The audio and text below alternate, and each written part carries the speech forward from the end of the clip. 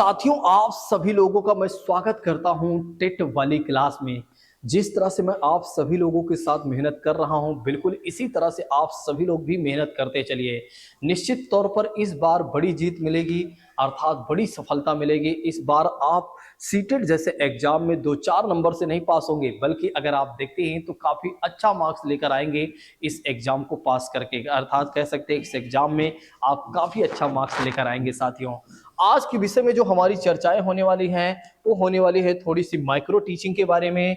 उसके बाद अगर आप देखते हैं तो एनसीएफ 2005 के बारे में, आरटीई अधिनियम 2009 के बारे में और ऑपरेशन ब्लैक बोर्ड के बारे में आज हम बात करेंगे। साथियों, ठीक है, तो आइए अब प्रारंभ करते हैं बिना किसी और बात की चर्चा करते हुए सीधा आते हैं अपने टॉपिक पर।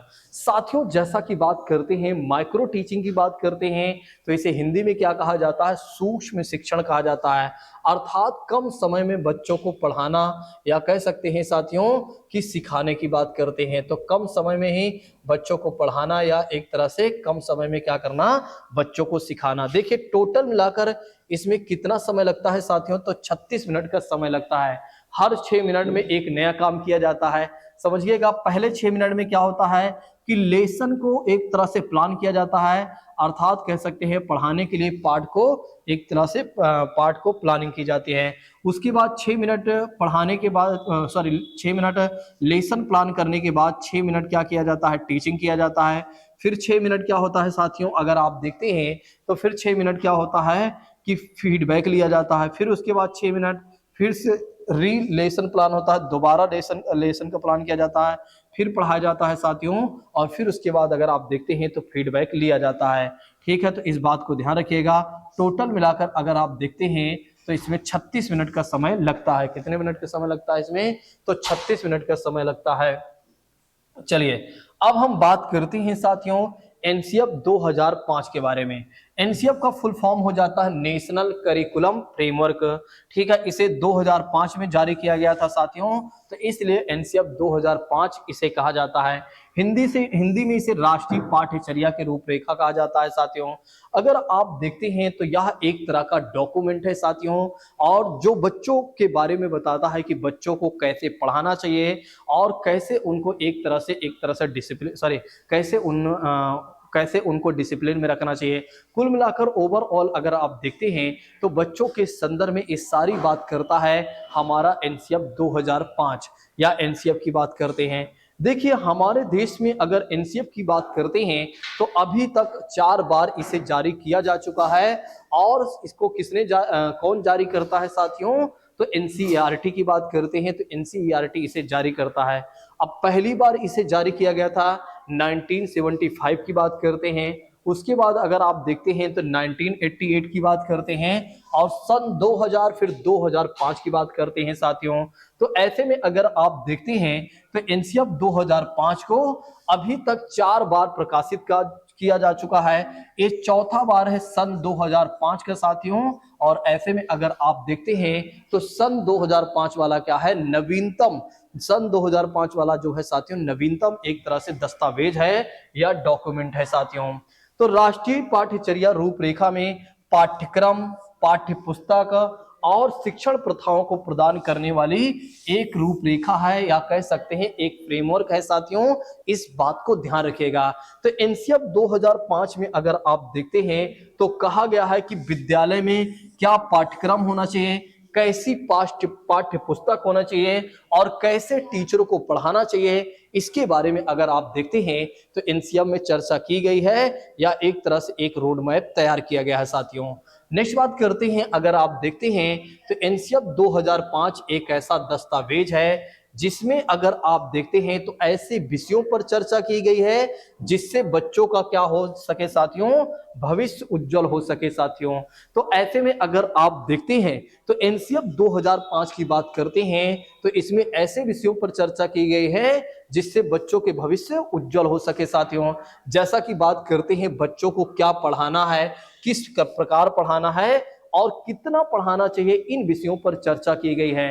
तो एनसीएफ 2005 की बात करते हैं तो इसमें बताया गया है कि बच्चों को क्या पढ़ाना है, किस प्रकार पढ़ाना है और कितना पढ़ाना चाहिए, ये सारी बातों पर चर्चा की गई है या इन सभी विषयों पर चर्चा की गई है साथियों, इस बात को ध्यान रखिएगा। नेक्स्ट बात करते हैं, अगर आप देखते हैं तो इसकी उत्पत्ति कैसे हुई, बहुत सारे छात्रों को नहीं पता है तो आज उन्हें पता हो जाएगा इसकी उत्पत्ति कैसे हुई है। तो साथियों जैसा कि बात करते हैं, रविन्द्रनाथ टैगोर जी की बात करते हैं जिन्होंने जन गण मन को लिखा था, ये बात तो आप जानते ही हैं। इनके द्वारा एक निबंध आया था या इनके द्वारा एक निबंध प्रकाशित किया गया था साथियों, और उस निबंध का नाम है या उस निबंध का नाम था साथियों सभ्यता और प्रगति की बात करते हैं। तो इनके निबंध सभ्यता और प्रगति से अगर आप देखते हैं तो एनसीएफ 2005 की उत्पत्ति हुई है। तो आप सभी लोग याद रखिएगा, अगर आपके एग्जामिनेशन में क्वेश्चन पूछा जाता है कि आखिर एनसीएफ 2005 की उत्पत्ति कैसे हुई, आप लोग बताएंगे रविन्द्रनाथ टैगोर की जो सभ्यता और प्रगति निबंध है उससे एनसीएफ 2005 की उत्पत्ति हुई।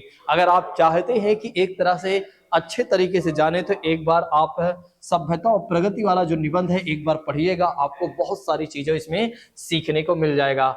एनसीएफ 2005 को प्रोफेसर यशपाल की अध्यक्षता में तैयार किया गया।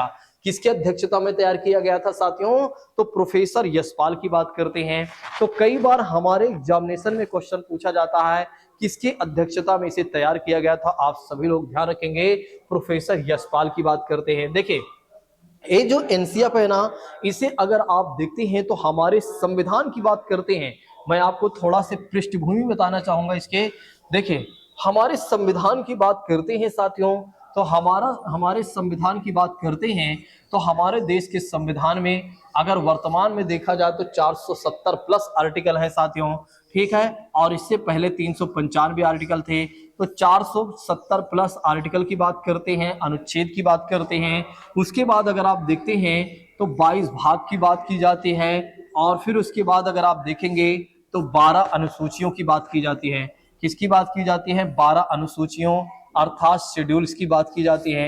ये जो अनुसूचियां हैं ना साथियों, अगर आप देखते हैं तो इसमें ये 12 अनुसूचियों में से एक अनुसूची है 8वीं अनुसूची, और 8वीं अनुसूची में अगर आप देखते हैं तो 22 भाषाओं को मान्यता दिया गया है। कितने भाषाओं को मान्यता दिया गया है, तो 22 भाषाओं को मान्यता दिया गया है साथियों। और 22 भाषाओं की बात करते हैं साथियों, तो 22 भाषाओं के बारे में इसमें चर्चा किया गया है। तो आप सभी लोग याद रखिएगा कि 22 भाषाओं के बारे में इसमें मान्यता दिया गया है, ठीक है, इस बात को ध्यान रखिएगा। और जो एक तरह से एनसीएफ 2005 के डॉक्यूमेंट को रिलीज किया गया है वो 22 भाषाओं में इसका अनुवाद किया गया है, अर्थात 22 भाषाओं में इसको रिलीज किया गया है। तो आप 22 भाषाएं जो संविधान की है साथियों, इनमें से किसी एक भाषा में अगर आपका पढ़ने का मन करता है आप पढ़िए, कोई इशू नहीं है, इसमें एक तरह से आपको मिल जाएगा डाटा। चलिए नेक्स्ट बात करते हैं, एनसीएफ 2005 कहता क्या है। एनसीएफ 2005 कहता है इसकी स्कूली शिक्षा पाठ्य पुस्तक केंद्रित नहीं होनी चाहिए, बल्कि कैसे किस पर होनी चाहिए केंद्रित साथियों, तो बाल केंद्रित होनी चाहिए, क्योंकि बच्चों को समझाना है ना कि किताब को समझाना है। अब बच्चों को समझाना है तो बाल केंद्रित होनी चाहिए, ठीक है, अगर एक तरह से पुस्तक को समझाना होता तो पुस्तक केंद्रित चीजें होनी चाहिए। तो इसलिए अगर आप देखते हैं आप पाठ्य पुस्तक, हाँ वही बात है, इसलिए एनसीएफ 2005 ने कहा है कि एनसीएफ 2005 ने कहा है कि स्कूली शिक्षा पाठ्य पुस्तक केंद्रित नहीं होनी चाहिए, बल्कि कैसी होनी चाहिए साथियों, बाल केंद्रित होनी चाहिए, चाइल्ड सेंट्रिक होनी चाहिए, इस बात को ध्यान रखिएगा। एनसीएफ 2005 की बात करते हैं, अब तक का नवीनतम यानी कि न्यू एक तरह से अगर आप देखते हैं तो डॉक्यूमेंट है साथियों। इसे अंतरराष्ट्रीय स्तर के शिक्षाविदों और वैज्ञानिकों और विशेषज्ञों और अध्यापकों ने मिलकर इसे तैयार किया था साथियों। ऐसे में अगर आप देखते हैं तो ministry of human development resources, मानव विकास संसाधन मंत्रालय की पहल पर प्रोफेसर यशपाल की अध्यक्षता में देश के चुने हुए 23 विद्वानों ने शिक्षा को नई राष्ट्रीय चुनौती के रूप में देखा गया है साथियों। चलिए नेक्स्ट बात करते हैं कि अभी तक इसे कितनी बार प्रकाशित किया जा चुका है, ये मैंने स्टार्टिंग में ही बता दिया है। जैसा कि बात करते हैं साथियों, ठीक है, कब इसको हटाने की बात की गई है, सॉरी इसमें कैसे और कब रिप्लेस क्या हुआ ये आप जान लीजिए। देखिए जो एक तरह से अगर आप देखते हैं तो 75 वाला था, इसमें विस्तृत यानी कि काफी ज्यादा सिलेबस किसने बात किया था, इसलिए इसको रिप्लेस किया गया। और इसके बाद 1988 आया, जिसने कहा कि गेम नहीं होना चाहिए, यानी कि पढ़ाई में स्कूल खेल कूद नहीं होना चाहिए, जबकि खेल कूद के माध्यम से बच्चों का शारीरिक और मानसिक विकास साथियों कहीं ना कहीं होता है। और 2000 में कहा गया है कि विभिन्न वर्गीकरण विषय के क्षेत्र के माध्यम से सीखने के अनुभवों को इसने प्रस्ताव रखा था, इसलिए इसको भी हटा दिया गया और उसके बाद एनसीएफ 2005 को फिर लाया गया साथियों। चलिए इसके सिद्धांत की बात कर लेते हैं कि एनसीएफ 2005 के आखिर सिद्धांत कौन कौन से हैं। एक कहता है ज्ञान को स्कूल के बाहरी जीवन से जोड़ा जाना चाहिए, बिल्कुल सही बात है कि ज्ञान को अर्थात नॉलेज की बात करते हैं, बच्चों के बाहरी एक तरह से ज्ञान से जोड़ा जाना, बाहरी जीवन से जोड़ा जाना चाहिए।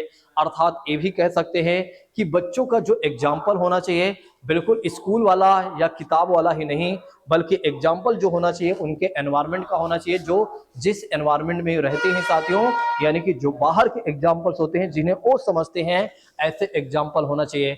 पढ़ाई को रटंत प्रणाली से मुक्त किया जाए, क्योंकि हमारे देश में क्या है कि ज्यादातर पहले रट्टू तोता बनाया जाता था, और एनसीएफ 2005 ने कहा रट्टू तोता वाला काम नहीं चलेगा, बल्कि समझने वाला काम चलेगा। और हमारा अधिगम भी इसी बात को कहता है कि देखो, मैं सीखना उसे नहीं मानूंगा कि अगर किसी बच्चे ने रट कर कोई चीजें सीखा है तो मैं उसे लर्निंग नहीं मानूंगा, बल्कि मैं लर्निंग उसे मानूंगा जब बच्चा किसी चीज को समझ कर सीखेगा, जिसको वो व्यवहारिक रूप से प्रयोग कर सकेगा, उसे मैं अधिगम मानूंगा साथियों, और उसी को हमारा एनसीएफ भी मानता है।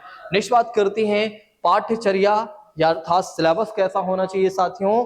वो पुस्तक केंद्रित नहीं होना चाहिए, बल्कि किस पर होना चाहिए, बाल केंद्रित होना चाहिए। कक्ष की गतिविधियों से भी जोड़ा जाए और राष्ट्रीय मूल्यों के प्रति आस्थावान विद्यार्थी ताकि तैयार हो सके साथियों, इस बात को ध्यान रखिएगा, भूलिएगा नहीं। ये है एनसीएफ 2005 के सिद्धांत की बात करते हैं। एनसीएफ 2005 के कुछ और भी सुझाव हैं, इसको भी जान लेते हैं। बालक को हमें सक्रिय समझना चाहिए और वह स्वयं से जाने और सीखे और नई नई चीजों को आजमाए, जोड़ तोड़ कर गलती करे और उसमें स्वयं सुधार करे, हमारा एनसीएफ कहता है। यानी कि बच्चों की बात करते हैं तो हमें बच्चों को क्या समझना है, बच्चों को हमें सक्रिय समझना है, वो खुद से एक तरह से नई नई चीजों को नई नई चीजों को सीखे, तोड़े, और जब तोड़ेगा जोड़ेगा तो फिर क्या होगा, उसमें सुधार करेगा तो वो सीखेगा साथियों। ठीक है, शिक्षण सूत्रों की बात करता है। देखिए एनसीएफ 2005 कहता है कि देखिए महोदय, अगर आप पढ़ाना ही चाहते हैं, बच्चों को कुछ सिखाना ही चाहते हैं, तो कुछ शिक्षण सूत्रों को यूज करके अगर आप पढ़ाएंगे तो बच्चों को समझने में बिल्कुल भी असहजता नहीं होगी, बच्चे समझ पाएंगे हर वो चीज को। जैसा कि बात करते हैं ज्ञात से अज्ञात की ओर बात की जाती है, मूर्त से अमूर्त की ओर बात की जाती है। देखिए ज्ञात से अज्ञात का मतलब हो जाता है जैसे बच्चे किसी चीज के बारे में पहले जानते हैं उनके बारे में बताया जाए, फिर धीरे धीरे जिनके बारे में नहीं जानते हैं उनके बारे में बताया जाए। मूर्त से अमूर्त की बात करते हैं, जो चीजें पहले टच की जा सकती हैं अर्थात छुआ जा सकता है, जो चीजें दिखाई दे रही हैं पहले उनके बारे में समझाया जाए, फिर धीरे धीरे जो चीजें दिखाई नहीं दे रही हैं उनके बारे में बताया जाएगा, तो बच्चे समझ पाएंगे साथियों। ठीक है, तो इस बात को ध्यान रखिएगा। सीखना सक्रिय और सामाजिक गतिविधि भी है, सूचना को ज्ञान मानने से बचा जाए। कई बार ऐसा होता है, जैसे मान लेते हैं किसी बच्चे को किसी इंफॉर्मेशन के बारे में पता चल गया है, तो कई बार टीचर को लगता है कि बच्चे को उसके बारे में नॉलेज है। अब देखिए सूचना कैसे, जैसे किसी ने बताया कि मोबाइल फोन होता है एक जिससे बात करना होता है, बस इतना, ये तो एक इंफॉर्मेशन है कि मोबाइल फोन एक कोई होता है, वो बात होती, उसे नॉलेज नहीं समझा जाएगा जब तक मोबाइल के सारे फीचर्स के बारे में कम से कम ना पता चल जाए साथियों। तो ज्ञान हम उसे समझेंगे जिसके बारे में अच्छे तरीके से नॉलेज हो साथियों। ठीक है, सूचना को हम ज्ञान नहीं समझेंगे। सीखने में यांत्रिक अर्थात बार बार दोहराना बंद नहीं होना चाहिए। ठीक है, बिल्कुल सही बात है कि सीखने में बार बार एक तरह से दोहराना बंद नहीं होना चाहिए। या सिखाने की बात करते हैं, चाहे सिखाने या सीखने की बात करते हैं, तो वो बार बार दोहराना बंद नहीं होना चाहिए, क्योंकि जितनी बार बच्चे दोहराएंगे उतनी बार या उतना ज्यादा स्थायी होता चला जाएगा साथियों, इस बात को ध्यान रखिएगा। सीखने को डर और अनुशासन की जगह आनंद एवं संतोष से जोड़ा जाना चाहिए। कई बार क्या होता है कि हम बच्चों को सिखाने में या जब बच्चे सीखते हैं तो क्या होता है, वे डर या अनुशासन से सीखते हैं, नहीं, उनके अंदर हमें डर नहीं पैदा करना है और डिसिप्लिन के नाम पर उन्हें इतना नहीं एक तरह से डर पैदा कर देना है या उनको मारना है, डांटना है, कि वे डिसिप्लिन मतलब अनुशासन के नाम पर उनको हम प्रताड़ित करके उन्हें सिखाएं। नहीं, उनके अंदर हम ये डालें कि बेटा बिल्कुल आराम से आनंद और संतोष अर्थात एक तरह सेटिस्फाई होकर आप सीखो, कोई दिक्कत नहीं है, आराम से सीखो, कहीं जाना नहीं है, अभी 1 साल इसी स्कूल में पढ़ना है और इसी क्लास में पढ़ना है। स्कूल तो मान लो नहीं बदला, स्कूल कई बार बदल जाता, सॉरी वो सब छोड़िए। तो जैसा कि बात करते हैं अभी 1 साल इस क्लास में पढ़ना है साथियों, ठीक है। तो एक तरह से देखा जाए तो बच्चों पर प्रेशर डालकर नहीं सिखाना है। नेक्स्ट बात करते हैं विशाल पाठ्यक्रम, मोटी मोटी किताबें शिक्षण प्रणाली का असफलता का प्रतीक मानता है। एनसीएफ कहता है कि देखिए भैया, ये जो बड़े बड़े आपके सिलेबस हैं, जो मोटी मोटी किताबें हैं, एक तरह से ये असफलता का प्रतीक हैं। बालक को स्कूल, घर, समुदाय आदि सब जगह महत्वपूर्ण समझा जाए, बिल्कुल सही बात है। उसे स्कूल में भी महत्वपूर्ण समझा जाए, यानी उसे महत्व दिया जाए, समुदाय में भी, और उसकी भाषा संस्कृत को भी सम्मान दिया जाना चाहिए। कई बार क्या होता है, टीचर क्या करते हैं, बच्चों को क्या करते हैं, हतोत्साहित करते हैं, उनके बारे में अलग अलग बातें कर देते हैं, उनका मजाक बना देते हैं। जबकि एनसीएफ 2005 कहता है कि बिल्कुल बच्चों का मजाक नहीं बनाना है, बल्कि देखा जाए तो उनका सम्मान करना है साथियों। नेक्स्ट बात करते हैं, मूल्यों को उपदेश देकर नहीं, मतलब किसी चीज को सिखाना है तो बस उपदेश देकर नहीं सिखाना है, भैया तुम ऐसे सीख लो, ऐसा होता वैसा नहीं, उसे एक बेहतर वातावरण देकर सिखाइए आप। अगर आप बेहतर वातावरण देकर सिखाएंगे तो निश्चित तौर पर बच्चों को सीखने में समस्याएं नहीं होंगी। प्राथमिक स्तर पर पाठ्यक्रम सभी गतिविधियों में प्राइमरी लेवल पर पाठ्यक्रम की सभी गतिविधि में भाषा में गणित का महत्वपूर्ण स्थान माना गया है। यानी कि कह सकते हैं कि चाहे वो किसी भी विषय की बात करते हैं या लैंग्वेज की बात करते हैं, इसमें अगर आप देखते हैं तो प्राइमरी लेवल पर हर गतिविधि में क्या होता है कि अगर आप देखते हैं तो गणित को महत्वपूर्ण स्थान दिया गया है, या गणित को महत्वपूर्ण स्थान दिया जाए। अच्छे विद्यार्थी की धारणा में बदलाव आवश्यक है, अर्थात ये कह सकते हैं कि बच्चों में अच्छी धारणा का बदलाव आवश्यक है। अर्थात ये कह सकते हैं अच्छा विद्यार्थी वह है जो तर्कपूर्ण बहस द्वारा अपने मौलिक विचारों को शिक्षक के सामने प्रस्तुत करे।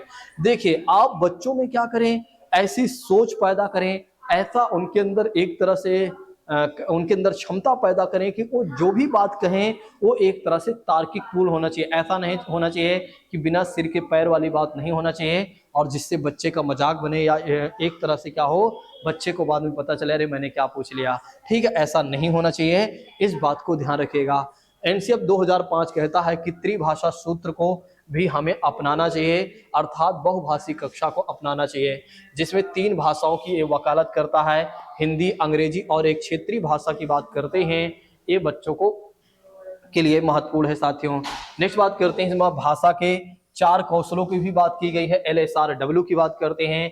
तो बच्चों का जो विकास होना चाहिए साथियों, वो एक तरह से अनुपातिक होना चाहिए LSRW में। ऐसा नहीं होना चाहिए बच्चा बोलना अच्छा जानता हो, आप पढ़ना अच्छा जानता हो लेकिन बोल अच्छा ना पा रहा हो, ये गलत माना जाएगा और उसे एक तरह से बेहतर डेवलपमेंट नहीं माना जाएगा। हमें क्या करना पड़ेगा, गार्जियन को एक तरह से अगर आप देखते हैं, हमें गार्जियन को क्या करना है, सख्त संदेश देना है कि बच्चों को छोटी ही उम्र में निपुण बनाना नहीं है। ठीक है, तो बच्चों को छोटी ही उम्र में निपुण नहीं बनाना है साथियों, ऐसी चीजों को एनसीएफ मना करता है साथियों। खुली किताब परीक्षा की बात करते हैं तो यह एक तरह से खुली किताब वाली परीक्षा की बात करता है कि एग्जाम में अगर देखा जाए तो बच्चों को खुद किताब नोट्स ले जाने की अनुमति दिया जाए।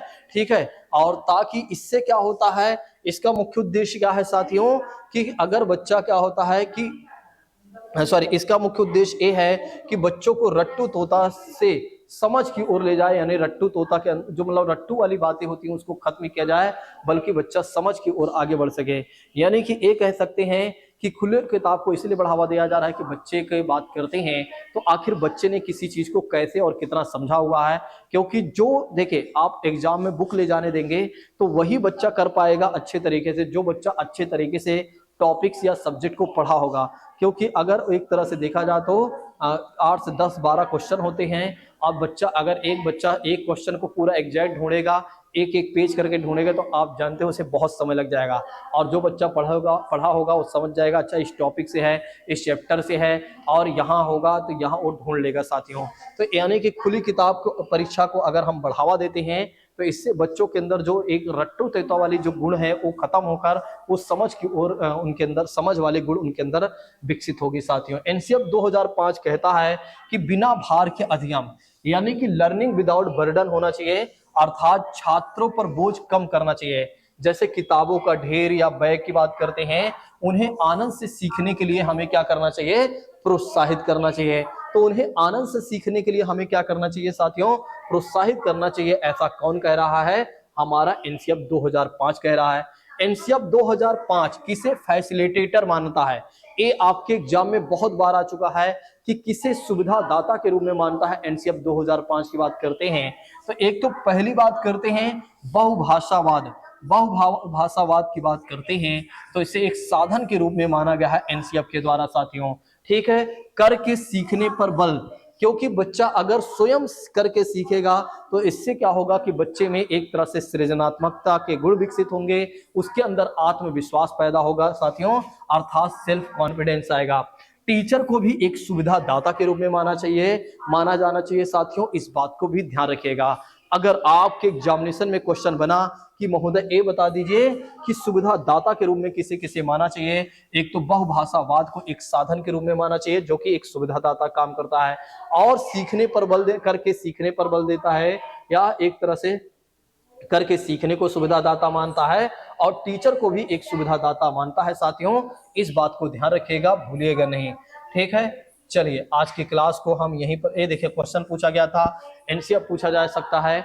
एनसीएफ 2005 के अनुसार एक शिक्षक की भूमिका होनी चाहिए सुविधा दाता के रूप में साथियों, इस बात को ध्यान रखिएगा। चलिए अब हम अगली क्लास में बात करते हैं साथियों अगली चीज के बारे में, और अगली क्लास में हम बात करते हैं राइट टू एजुकेशन अर्थात आरटीई अधिनियम 2009 के बारे में।